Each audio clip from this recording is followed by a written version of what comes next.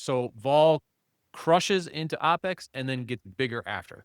And so that is kind of the event that we're looking at. The more negative gamma we have, the more volatile we should be. We are in this kind of, mid-range negative volatility, negative gamma space. I think the largest ever is around 5.5 trillion in like March. So we're sniffing that largest ever. And the thing that you see here, and this was from this morning, is extremely call weighted. This is about 3x that of May. And if you look at other expirations, which are marking here, this dwarfs every other expiration in the future. It is a beast of an expiration. There's almost no put positions. People don't own puts right now in the S&P, and they don't own VIX calls. So there's not much for the dealers to hedge. And so there's just nowhere else for vol to go. You're just sitting on this floor. So you could sit on the floor for a while, right? But inevitably some event comes and causes a spike. So Brent, I was going to open with something about like we've been climbing the wall of worry, but I think at this point we've like taken a Mack truck to the wall of worry and we're like back and forth over it, just to make sure it never comes up again. Because it seems like no matter what happens or no matter what bad news there is, we're just going to keep trudging along here. Yeah, I agree. And many times we do these OPEX effects, and then Brent kind of does a little mini ball spike and say, "Hey, look at me! I called everything." And then this time the truck ran me over too because I was looking for more of a correction.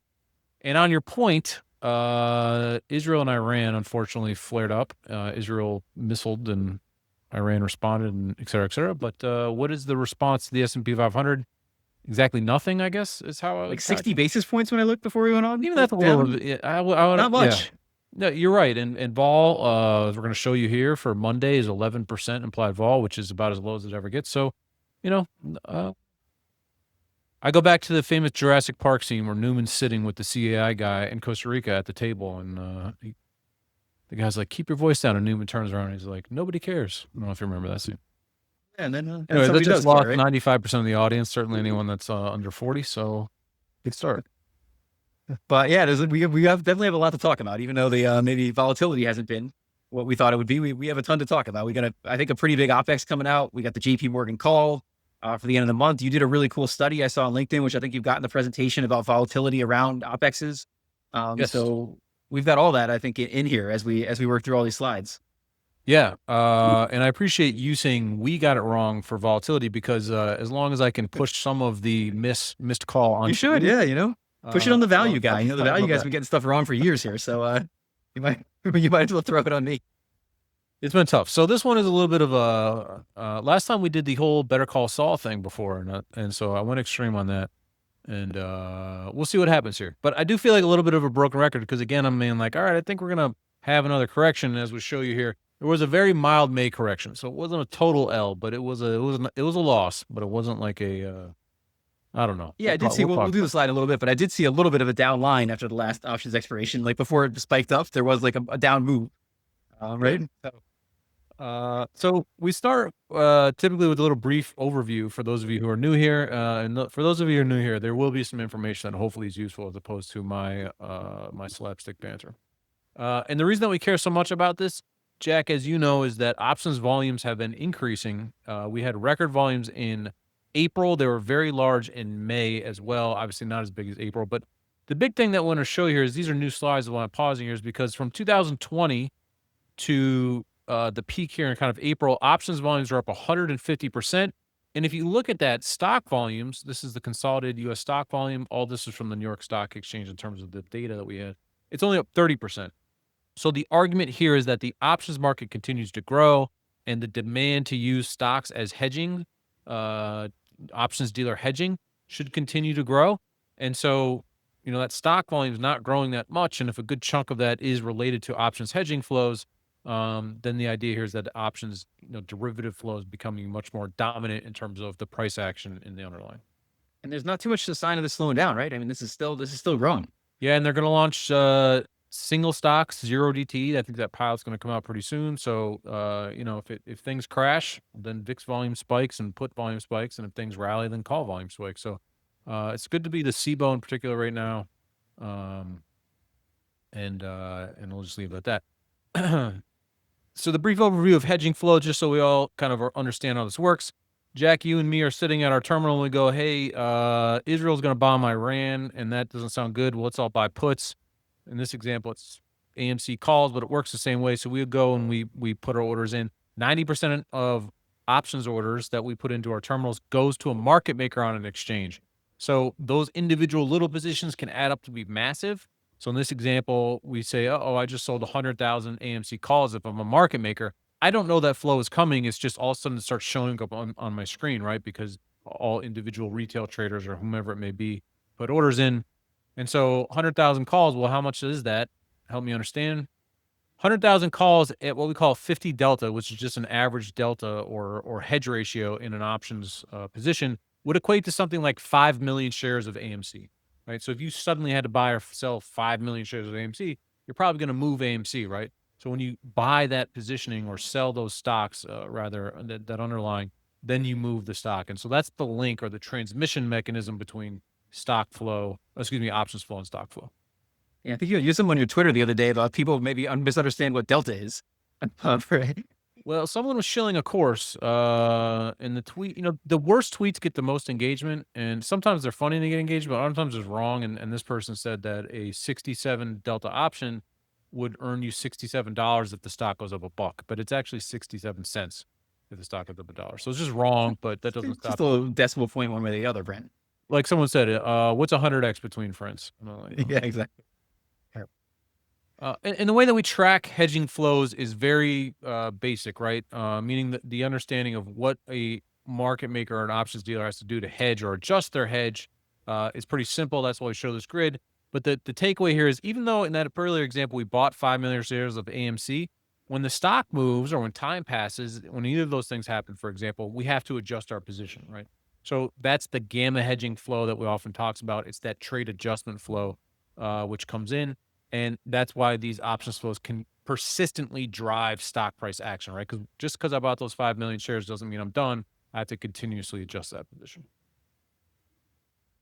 And this here just very quickly gives you another example of how those flows change, right? If implied vol moves up or down, right? Because when vol spikes, like with the Iran news, well, put options gain value, and then dealers may have to sell more stock, as an example. So again, all of this is meant to just give an example of how these dynamics of price and time, and in this case, volatility, shift the requirements of how much stock I have to buy or sell as a market maker.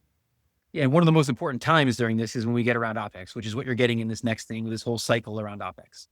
That's right. And as you mentioned before, we put some new data out, and I put on LinkedIn, but big news, Brent launched a Substack. So you go to spotgamma.substack.com. I've been posting more there.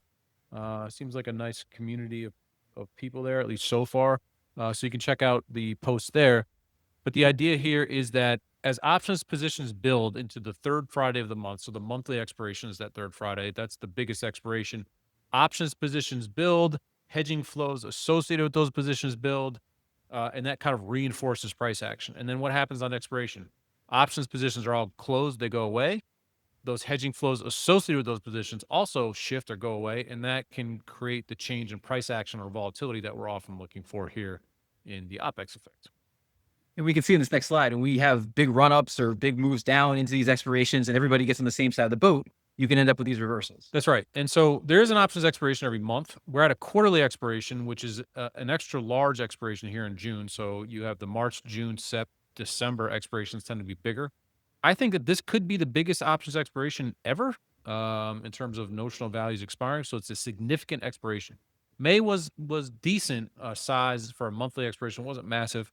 And you can see there's historic lows and highs oftentimes mark these expirations, but May you can see the red X there. Right after that X, we did drop about 2 to 3%, right? And then obviously we bottomed and rallied a little bit after that. So we'll talk about that. But you can see those pivots, and we'll show you a couple charts here where it's very highly correlated, right? The shift in flows around these expirations.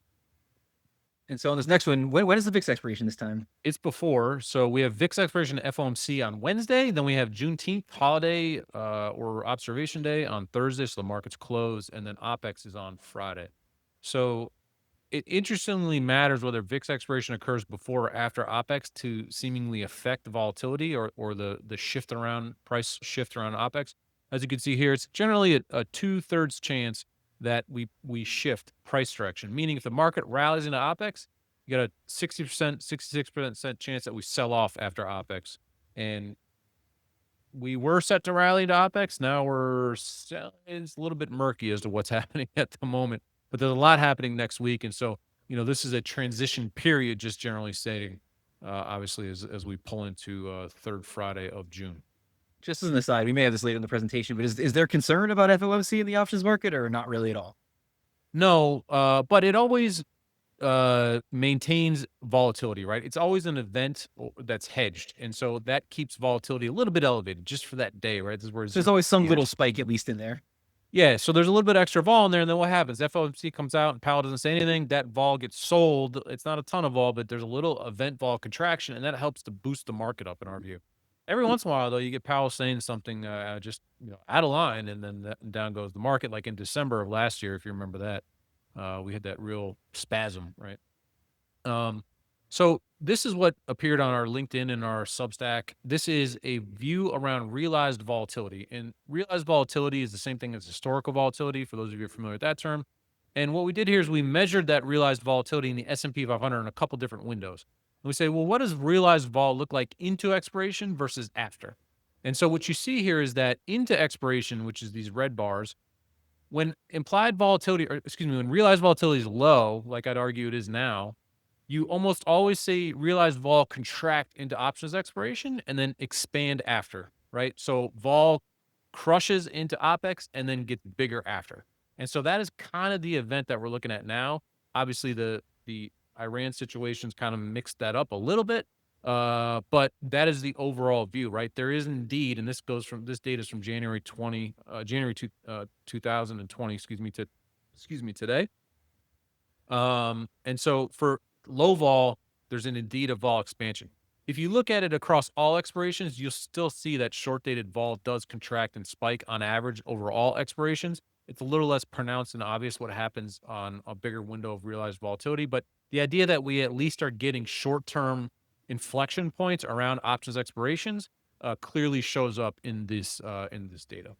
And that's support for this idea that positions are clearing out at these expirations, which are opening the ability for there to be more volatility. That's exactly right. And May is a good example, right? Like I thought we would get a little more of a sell-off. We're going to talk about maybe why we didn't. Some things changed, which is fine. But we still got a 2 to 3% correction there, right? And of course, we did make new highs after.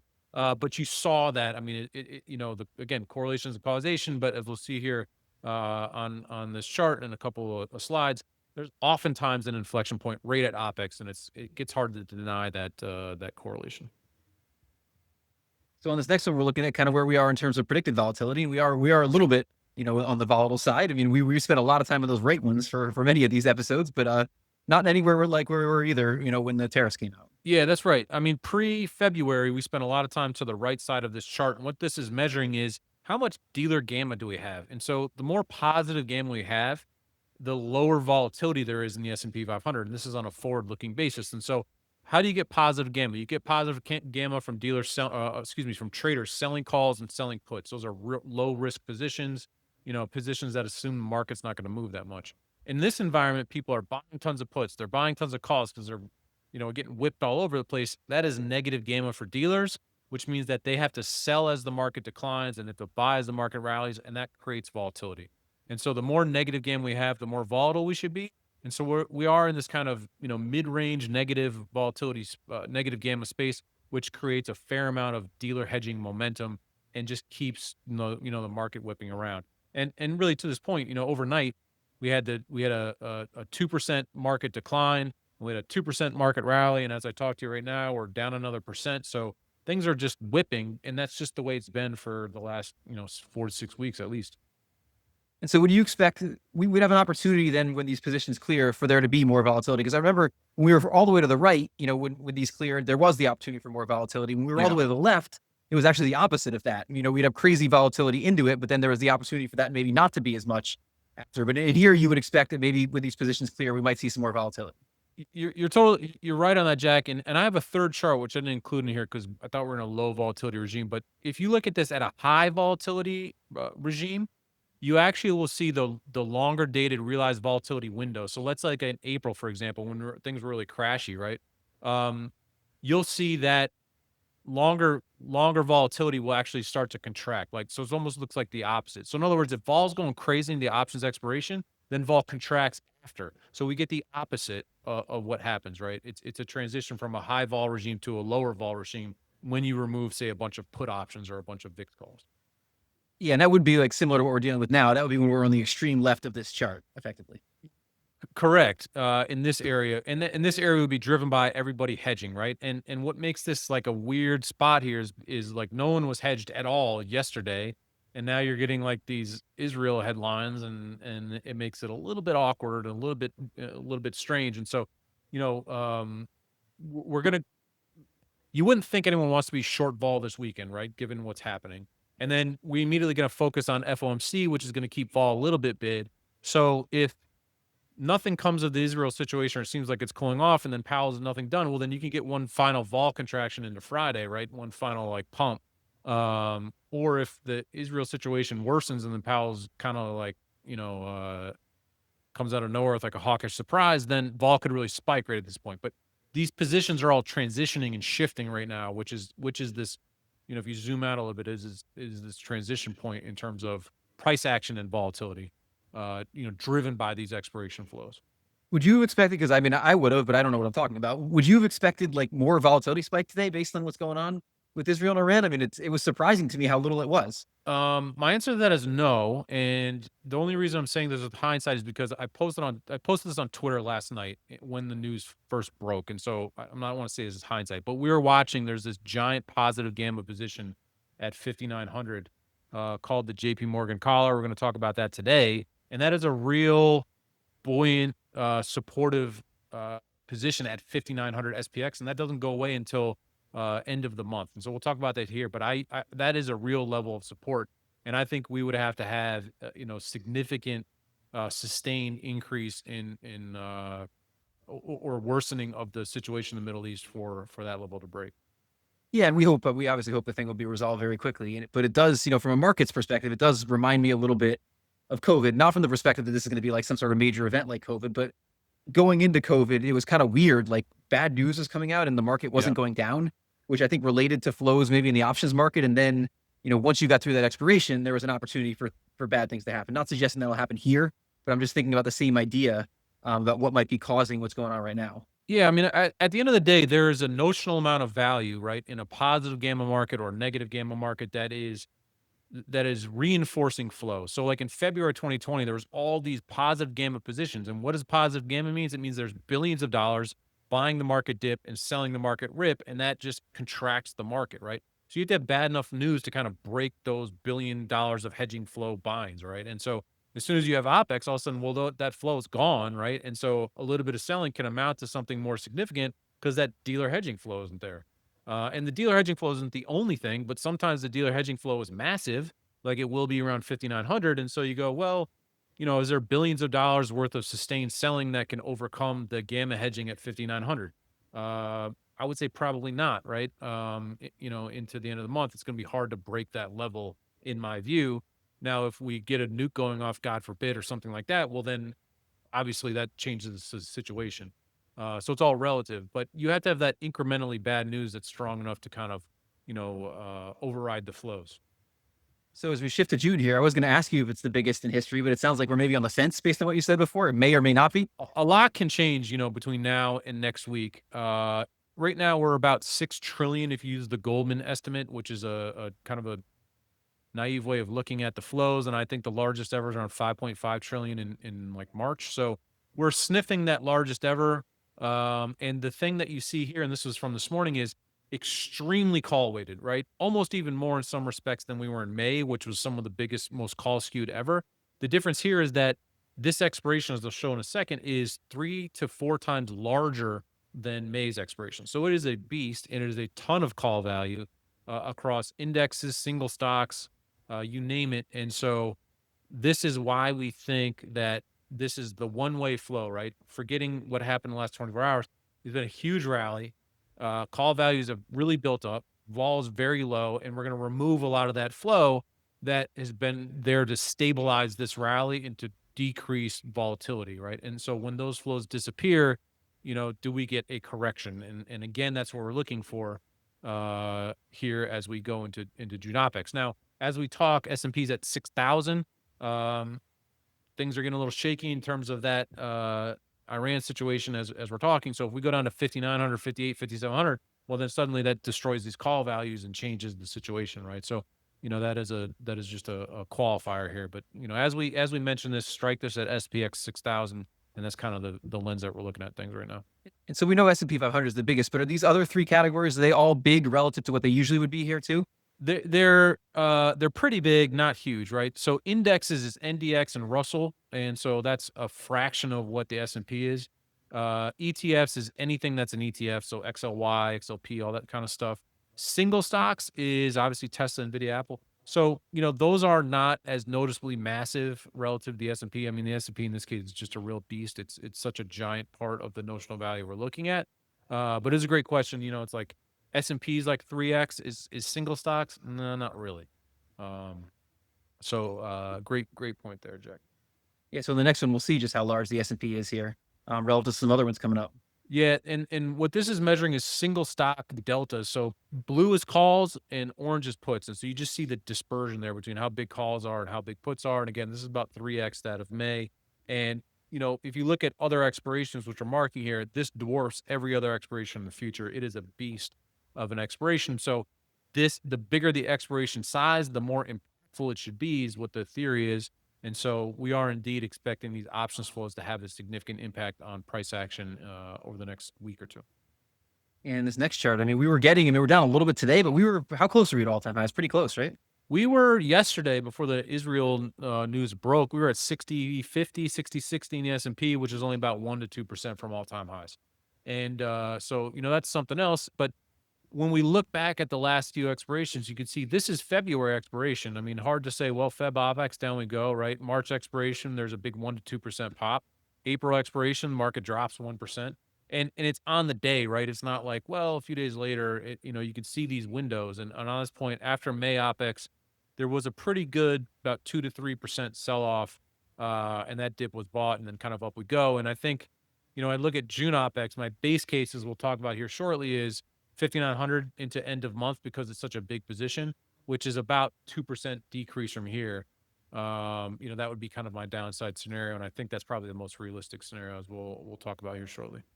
Yeah, it's crazy. This kind of falls into the category markets are hard. Like when you think about all the news we've had and you look at like how close we are at all-time highs, like it's hard to figure this stuff out. It absolutely is, and the game keeps changing, which is why I'm what I think we really got wrong in some ways, or I missed, I should say, in some of the volatility calls. We'll talk about that in a second here. First, So what now we're we can looking at in May OPEX, we like to do a review. In this case, I'm eating my lunch or my words. And the theme here you is can throw me under the bus as much as you want during this whole part if you want. Jack got it totally wrong. But we had this idea of Not So Goodman, with the idea that Saul Goodman in the show is a very fancy, white-toothed lawyer having a good time. And at the end of Better Call Saul, he is looking like this. And so I thought the market was feeling really good into May, and I thought that we would really roll over quite hard based on the fact that a lot of these big call positions were expiring, volatility was set to spike, et cetera. And then came the taco trade. And that is how I'm going to sum up the reasons why my kind of short market view got run over. Even though I had like 2 to 3% of success, I did admittedly think it would be a little bit stronger. Don't use taco in the press conferences, though, Brent. That doesn't go well for you. If you ask him about taco. That's true. He doesn't like that. But he's still doing the taco trade, I think. Anyways. So this is where we were, right? OPEX had closed the gap into May, and I think we got a good 2 to 3% decline again, as I mentioned before. But this was the view. We filled the gap.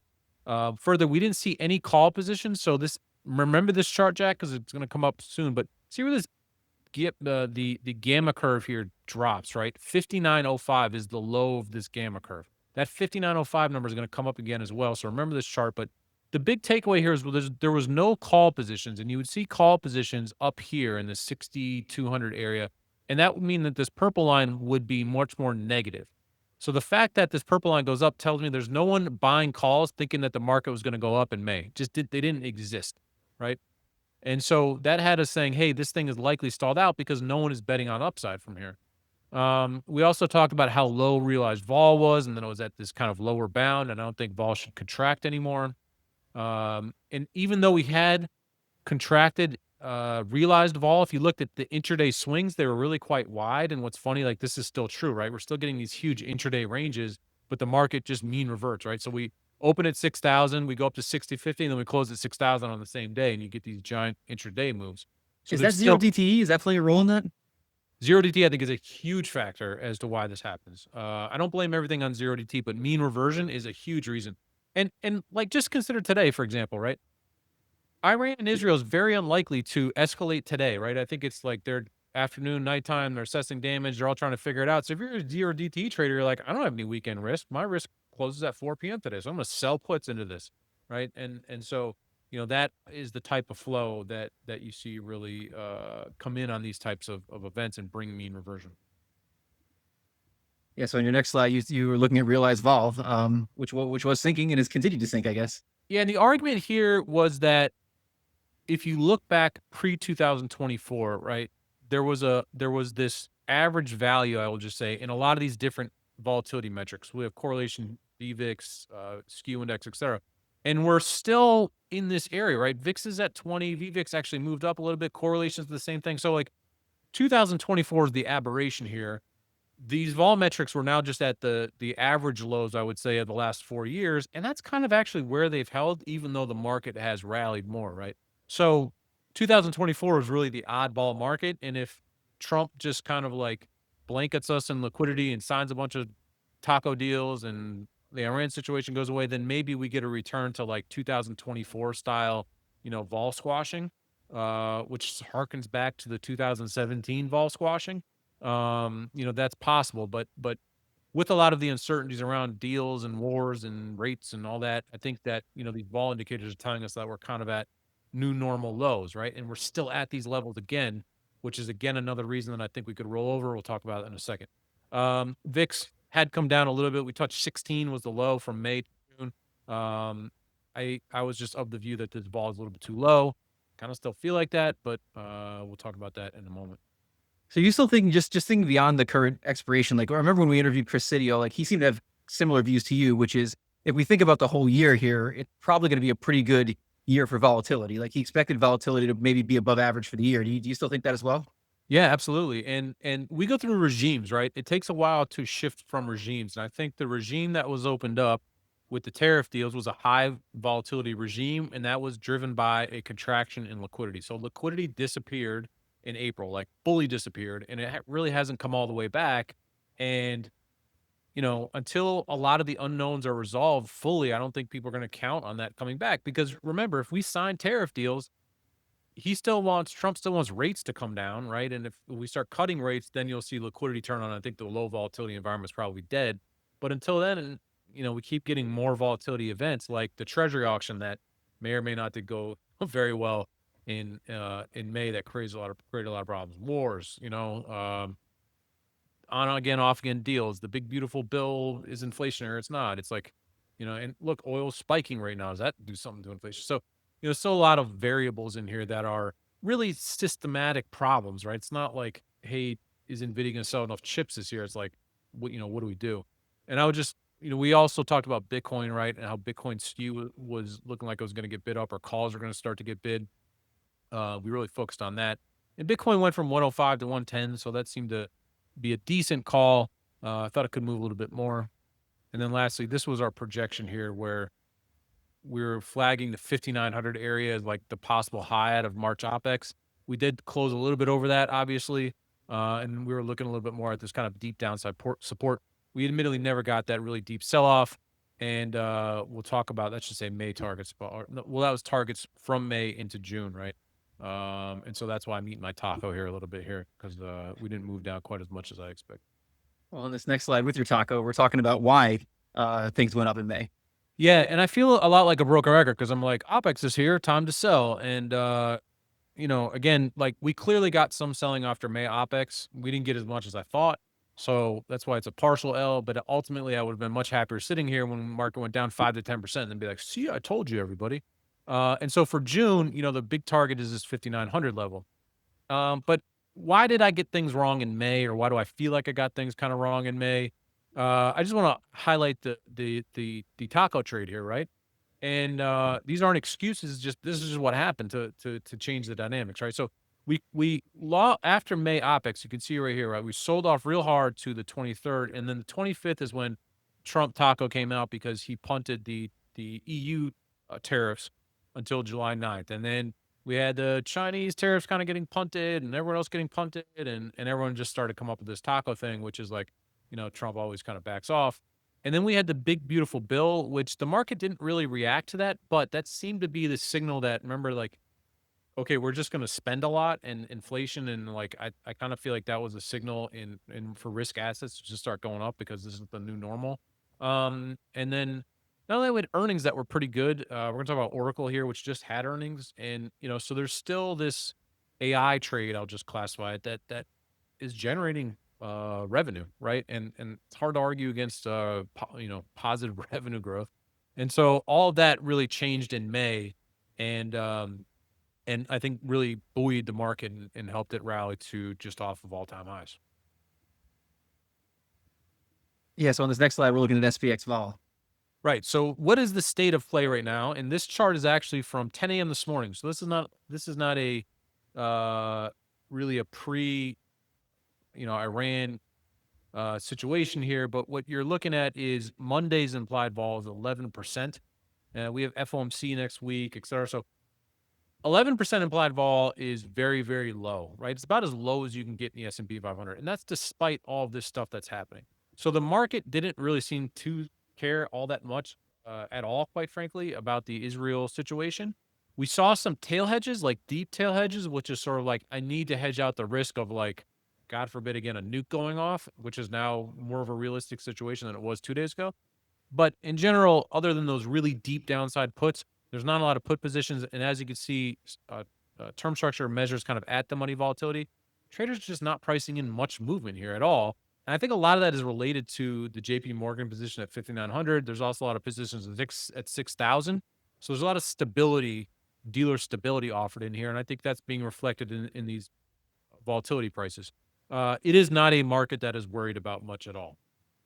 Yeah, and that kind of goes back to what I was talking about before. Like, I wonder, like, to what extent is it people are not worried, and to what extent is it they're seeing these flows, things behind the scenes, which could mask that a little bit. Is that I don't know if that's a good question, but that's kind I of the think idea it's I a was thinking great about behind the question. scenes. I think it's a great question, and we can actually show you what the positioning is here shortly. In that, there's almost no put positions. People don't own puts right now in the S&P, and they don't own VIX calls. So there's not much for the dealers to hedge. And so when they had these other positions that are sitting there that are kind of like volatility suppressive positions, they can change their prices simply because based on inventory, they don't really seem to have much risk. They meaning the dealers. If people started to buy a ton of puts, that would put stress on their inventory and their books, and they'd have to raise prices. And that means that the 11% vol would become like a 15% implied vol, right? So I think a lot of this reflection is simply off of inventory, and the inventory is just not a stressful position, right, for the market making community. Yeah, and part of it too is we have had a lot of bad news, and nothing bad has happened to the stock market because of it. And Yes. people get used to that, I think. And I'm not the one to predict when that'll end, but it's just and that's probably part of what's going on as well. Right, and you do need some of that, right? You need that people sell puts when the market goes down because 'cause they're like, it bounces every time, and then the news gets incrementally worse, and then those people get run over, and I think this is an interesting situation for that because you go, "Look, people are trying to sell the volatility of the Israel situation because they're like, 'Look, Israel blew up Iran, and, Iran can't really respond, and it just seems like no big deal.'" That could totally be right, I have absolutely no idea. But let's just say it doesn't end that well, right? And Israel gets struck in some way that no one expected. Then all of a sudden, vol would spike, and all those people that sold vol have to cover, and that's where you start to get the massive volatility spikes, right? That's where you start to get the massive moves. You need some kind of positioning to provide kindling, and we just don't really have that at the moment. Is there still a lot of this is just a general question, but is there still a lot of vol selling out in the market? Like, I know that maybe sort of got blown out a little bit with some of the tariff stuff with this, but is that's still a huge thing going on, right? In the VIX ETN, so like the UVXY and the VXX kind of stuff, it right now that's where the positioning is, and I think that's the easiest way for like retail to express that trade. There's not a lot of short vol positions, and why would I say that? It's because, well, when the VIX is, I mean, the VIX is at 20, so it's a little bit elevated right now, but when vol is this dead, it's like, how much are you going to get shorting from this, right? So I think the bigger funds are like not really short vol here because what are they really going to milk from that? And then the second one is a lot of the vol selling, I think now has moved to the 0-DTE or very short dated option space, where it's, you call it volatility selling, but it's almost more option selling. So, there's a lot of that 0-DT flow, I think, is people selling call spreads and selling condors and things like that. And I think that's an important point because zero DTE has changed how we look at other metrics, right? The fact that people are doing stuff there means some of these other metrics we might have used in the past might not give us the indications we thought they would have given us. 100%. Markets change over time, and you can see 0-DTE volume, right? We brought this up before on in April when things got really scary and bad. 0-DTE volume disappeared, right? Lowest 0-DTE percentage we had in forever. But right now, when things are calm or there's no major news for today, right? I'm talking about from 9:30 to 4. There's not meant to be any major news. Then the 0-DTE volume goes to 60 to 70% now in S&P 500. That's huge, right? And so they're here when everything is fine and the skies look blue, and then they disappear when things get a little sloppy out there. Because the Um, idea is if I want to hedge some sort of massive risk of tariffs in the future, zero DTE is not doing me any good because it's going to be gone that day. that's exactly right. Now, if the market opens down 2% and you have some puts that you can't sell, right, longer dated puts, you just kind of want to like gamma hedge those a little bit, or like hedge the risk of a rally. You could buy 0-DT to sort of like incrementally hedge a market bounce, for example. But generally, that flow is going to be more of quasi day trading for a lot of reasons, as opposed to, in my view, kind of like a gamma hedging situation. But your view is exactly right. Like, I can't hedge the Israel situation with a 0-DT put this weekend because they may flare up over this weekend. So what do I got to do? I got to buy like a 1 week, 2 week, 1 month put to hedge myself. So on this next slide, you're looking at realized vol again. Realized vol again. Thank you, Jack, for making this seem like a very labored point. We're back down now. That red line, right, is 5-day realized vol. So on a weekly basis, we're at an 8. And on a 1 month basis, we're at an 11. That's very, very low post-COVID, right? Pre-COVID in 2017, 1 month realized vol hit like a 3.5, and that's 3.5%. But you can compare that 1 month vol of 11.5, right, realized vol, to the term structure, which I showed you before, which is an 11% vol. So what that tells you is the 1 month vol is priced just at where the market's moving right now. There's no risk premium in the market from this perspective. Whereas if you're going to like, hey, if we're moving at an annualized rate of 11%, what about FOMC next week? What about the Israel war? What about tariff deals? Like, should there be some vol premium in case things don't happen as we expect them to, and then volatility would increase? And that's the vol premium we're talking about. So you would expect sort of 1 month vol to be closer to 15%, or short dated vol to be closer to 15%, based on the fact that we're moving at an 11 already. And so when you get to these lower bounds, the other thing about vol is 0 is the floor, right? There is a floor. So when you're getting to this 8 to 10% realized vol, you're at lower bounds that go back, decades in time. And so there's just nowhere else for vol to go. You're just sitting on this floor. So you could sit on the floor for a while, right? But inevitably some event comes and causes a spike. And nowadays we have so many triggers, right? It's not like a calm market where nothing's going on and we're all just debating like how many chips Nvidia is going to sell, and that's the only thing that matters. Like, there's a lot of other stuff happening that, a lot of which could cause volatility to spike. And so this to me is a risk signal, because if you're expecting 11% vol and then we move 2%, well, you were short at the wrong price and you have to cover, and that creates the vol spike, right? That's the kind of thing we're just talking about. Yeah, and that's the challenge, right? Is because you're at that floor. You know you're not going to go too much lower, but you also don't know. Obviously, like 2017, I think it was. We just sat there for like a really really long time. It was Which I brutal. mean, I would assume you wouldn't expect now because we didn't have the kind of news flow in 2017 that we got going on right now. Right. And again, if we're in this regime where we're going to cut rates and every, big beautiful bills are signed and blah blah blah, then yeah, then we should expect vol to keep going down. But we're not in that regime right now. And this is exactly what I was complaining about in May OPEX, and we got a 2% decline, 3% decline, and maybe the tacos trade saved the bigger decline. I don't know. But the market did respond to that, right? We had that vol spike. And so again, like, the base case for this is that kind of another little bit of a vol spike into the end of the month, with that JP Morgan position at 5,900 coming, big into play. Yeah, and part of me, and this is not me because I'm like a value guy, but part of me thinks like we have all this negative news and the market's like looking through that AI is going to dramatically change the world 3 years from now and something, and we're going to be in like a completely different situation, and so it just looks through all this other stuff and figures out like things will be great 3 years from now. That's I'm sure that's wrong. It's not what I actually think, but I sometimes think that's what's going on. I think that is a totally reasonable outlook. And, you hear these stats about most of the earnings is something in like 5 different companies in the S&P 500 at this point. And, Oracle just reported earnings, right? And as you can see here, the stock just is like killing it. And the reason I bring up Oracle is because, it's kind of the latest earnings report from a AI related company in terms of data storage and all that other stuff. It's all kind of one trade in as I paraphrase here. But what this did was this unlocked massive flows in Microsoft, big flows in Nvidia. It like anything kind of related to the Oracle trade or this AI trade. I shouldn't say anything, but a bunch of names seem to spike on this, and this really brought a boost to the equity flow. And so we could see it in our indicators that the index flow was negative and getting sold yesterday and the day before, but the single stock flow was large and lifting the whole market up, right? So if you're like, hey, I'm going to sell spiders, but I love Oracle and Nvidia. I'm just going to own those as like a basic pair trade, right? It's kind of a way that, and I'm not saying that the options flow is necessarily linked like that, but that's kind of the takeaway when you look at the flows. It's like, okay, short S&P, but I got to own these AI names, kind of to your point. And maybe that's the singularity trade where the AI overlords are all that matter anymore, and we all got to own, this basket of 5 stocks. I don't think that's an unreasonable uh, an unreasonable idea. But the point here is that when you have the top names in the S&P going up and getting billions of dollars worth of options inflows, well, that's going to lift the market regardless of kind of like, what other flows may be coming across here, right? Because, those tech names are all the biggest components of the S&P 500 and the NASDAQ, and they, they create the rising tide that lifts all stocks higher. Do you ever listen to the All In podcast?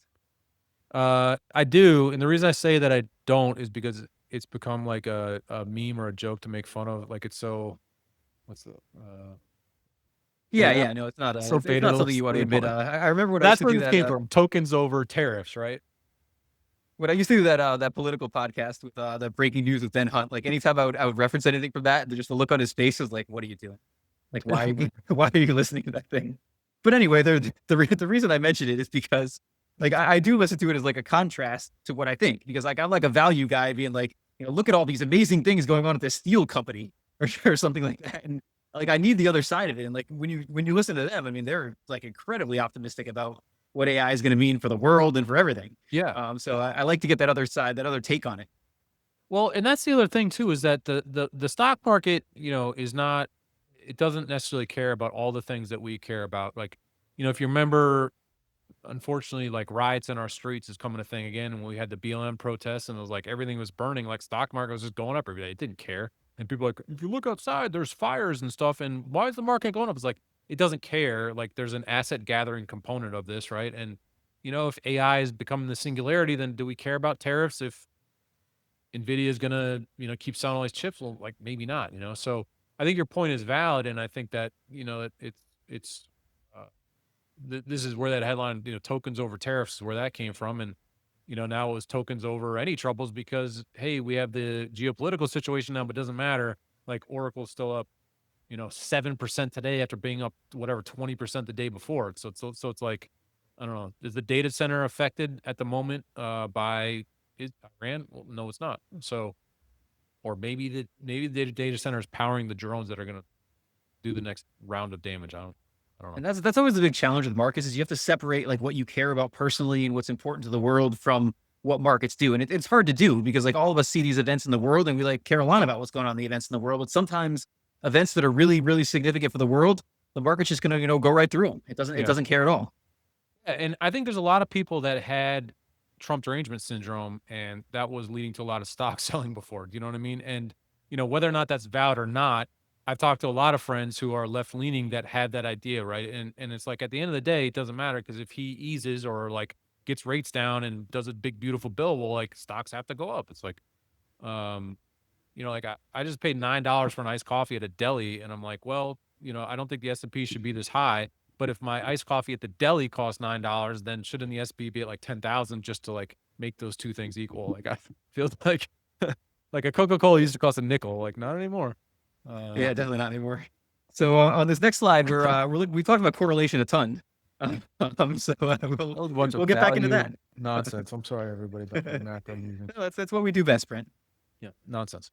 Um, So correlation is this interesting thing, right? And the reason I care about correlation is because oftentimes we're in a regime or an environment where it is like, which stock is the best stock I should own? Is it Nvidia or Apple or Tesla or none of those? Or like, what is it, right?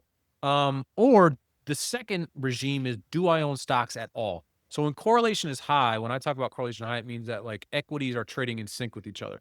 And so what's interesting about this grid here is implied vol rank is the y-axis, right? So high implied vol is up here at the top. So like during the April crash, all of these symbols were at the top of this grid. We're in a low vol environment right now because all these symbols are at the bottom. And most of these are the various XL ETFs, right? XHB, home building, XLF, XLE, XLU, et cetera. And then if names have higher put prices relative to calls, that show up more on the left of this grid. Hopefully everyone was able to digest that. What you see is all the single stock ETFs, almost all of them, are clustered in the bottom left of this grid. What does that mean? It means that put prices are high relative to calls, but implied vol is low. So what does that mean? It means that people aren't interested in buying calls in those names. That's all it means. There's not a lot of risk. People just don't care about calls. And almost all of the names are in this very tight box. What's interesting about that is some of these names have a little bit of a relative call bid. What are they? XLC, the Google, communications. Google's the big component of that. SMH, XLK, which is the tech ETF, right? So what you're seeing is this separation of the Oracle trade, right? And I don't say Oracle is Oracle is the trade. I'm just saying the name we talked about is Oracle because it's breaking out and being so strong and it's impacting other names in the sector. You're seeing those break from the pack. And so that to me is very interesting because it's sort of like either own tech or don't own stocks. That's what this tells me. Second one is you can see energy is breaking out, like USO is getting very high vol. Oil was up, I haven't checked recently, but something like 10% due to the Israel-Iran situation, obviously. So that oil is really getting bid up almost to a point where it's kind of excessively high in my view, at least on a short-term basis. And then the other one that is really interesting is the gold, silver, and I'm bucketing Bitcoin in with this as well, because there seems to be a correlation between are tariffs on or off again and the price of these assets, and then particularly with the war, gold caught a bid. It was up quite a bit, 1 to 3%, I think, overnight, in a range. Silver's been threatening to really break out 5-year highs.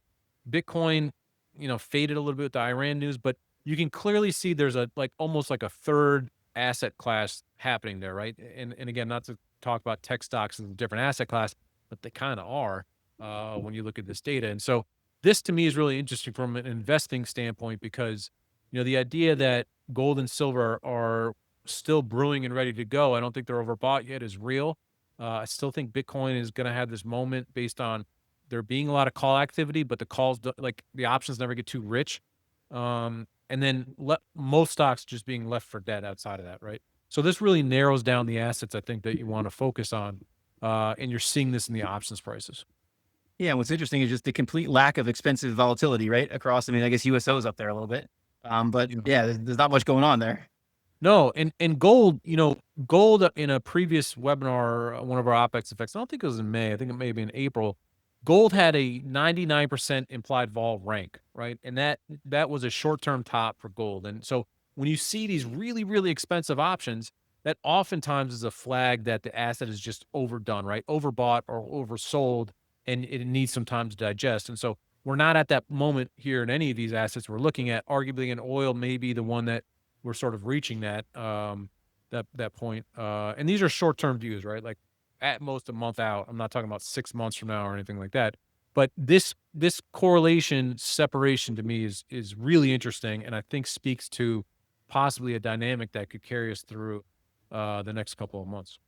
And is this from today or from yesterday? I'm This is curious from with the as of USO last relative night's to the close. Israel This is thing. last night's close, yeah. Okay. 3:45 p.m. to be specific. Okay. So before we talked about this chart in May, and if you remember, Jack, I said, remember this chart. I'll flick back to it because I didn't expect you to remember. But I But got to get a test or something. the low, yes, you are. Where was the low? So where did this curve here make its low? It was around the JP Morgan collar, which is this position right here, right? Yep. So why did this curve change? And I can go back to this other, just to give you a quick refresher here. This is what that curve looked like. This giant bar is the JP Morgan collar trade, the call that we talk about. So the curve made its low. The most negative gamma was at the JP Morgan position. And because of the JP Morgan position, the curve got positive after. Why do I care about that? You need negative gamma to invoke volatility, and that works both ways. So, what would be a bullish scenario for stocks? If you saw negative gamma to the upside, why would that be? Oh, I'm going the wrong way in my presentation. Sorry, everybody. If market makers are short calls to the upside,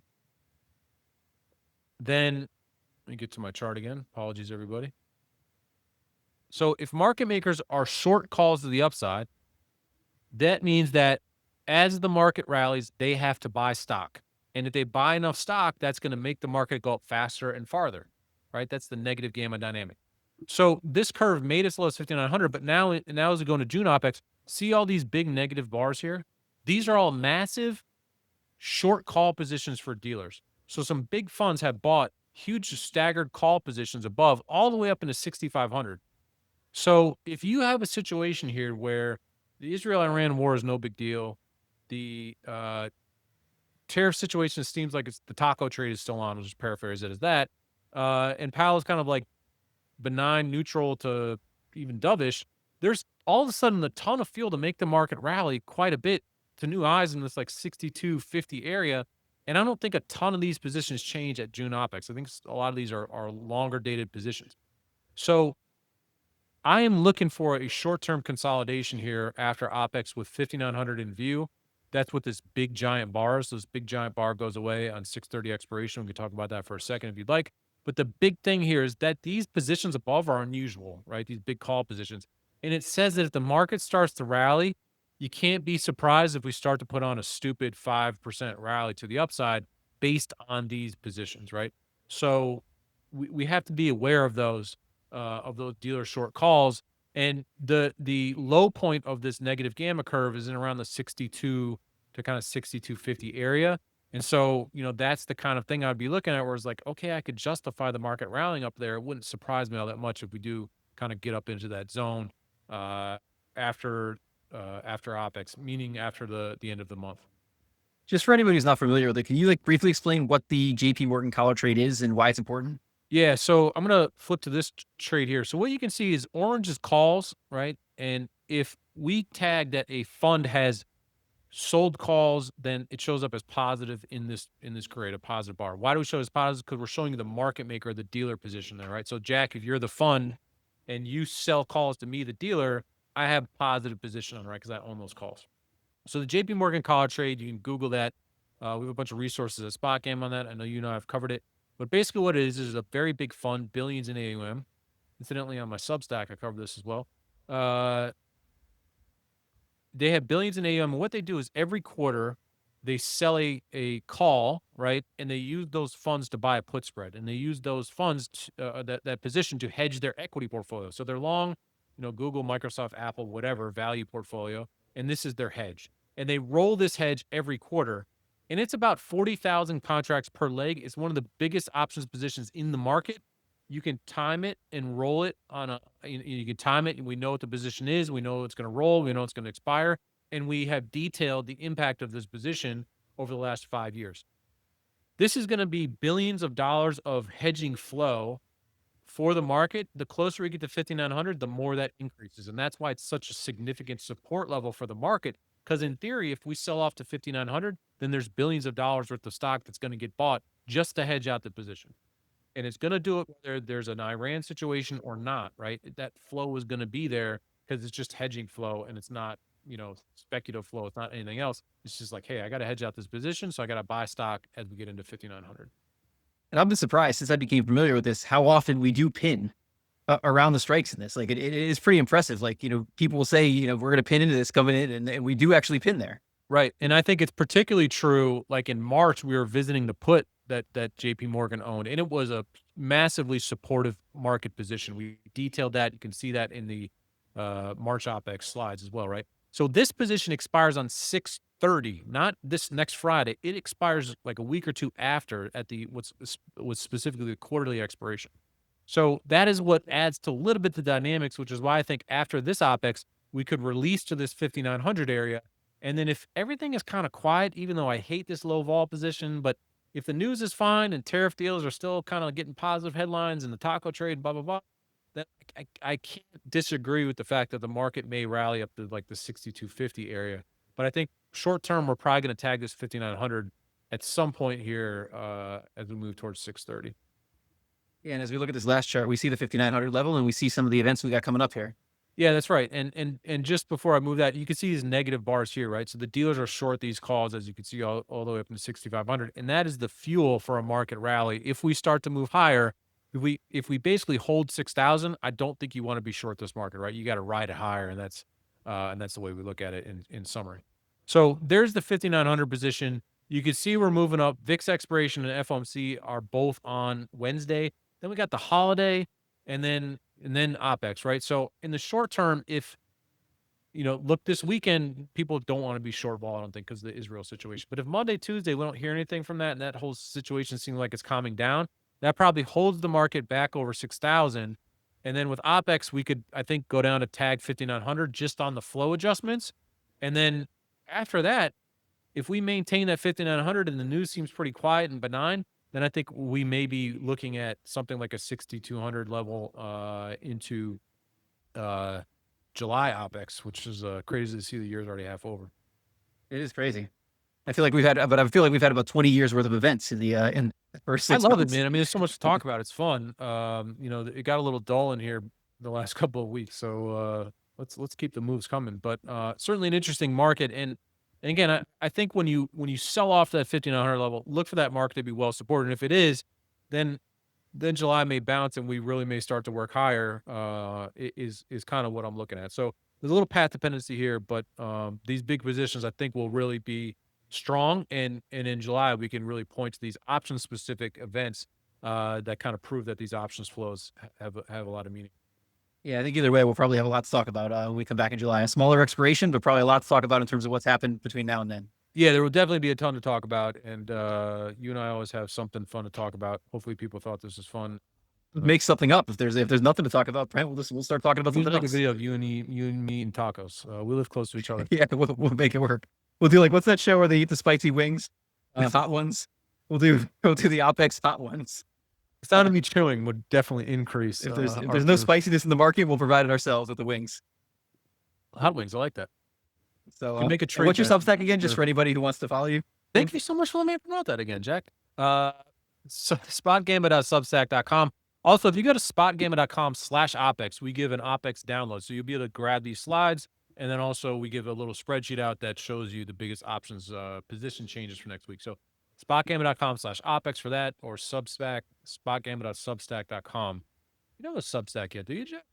I don't know. I'm not sure what I would say. I'm not sure what people would want to hear what I have to say. You got some things to say. It would be about random things, if anything. And just to promote one other thing, we're doing this new thing called Teach Us Like We're Five on excess returns. We've got one with Matt Cashman. We've got one with Chris Abdelmasia. We're going to have the great Brent Kochuba at some point talking about dealer flows, because we're trying to, we talk about all these complex topics in these podcasts, and we wanted to do a very simple thing where we explain, like we did the rule of 16 with Matt Cashman. We want to explain them in a 20-minute or less, hopefully, video, just what people need to know about these topics so we can reference back to them as we talk about more complicated topics and things like this. Yeah, that's an amazing series. I watched a couple of them, and I am very excited to be on it, except for my views will definitely be lower than those two fellows who always get a great audience and do a great job of explaining. So you've been teaching me like I'm 5 since we started this podcast, Brent. So it's really not going to be my change ego for you. for doing that one. You're really just going to do the same thing you've been doing since the beginning. So. That's all right. I'll check my ego and join that. I'm excited for that, and that'll be a lot of fun. So, and kudos to you. The channels keep growing like crazy. The viewership keeps going like crazy. So, you've cracked the algo apparently. I don't think we've cracked anything, but hopefully it'll keep on going. Despite my content, the viewership continues to. Yours is the best content. Yours is like the highest view content we got going right now, Brent.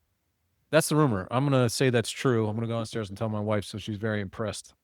You can tell her you're a YouTube influencer now. Anyway, I think people have heard enough from us. Thank you, everybody, for joining us. Thank you for joining us, and we'll see you next time. Thanks so much for tuning into this episode. If you found this discussion interesting and valuable, please subscribe in either iTunes or on YouTube, or leave a review or a comment. We appreciate it. Jack Forehand is a principal at Validia Capital Management. No information on this podcast should be construed as investment advice. Securities discussed in the podcast may be holdings of clients of Validia Capital.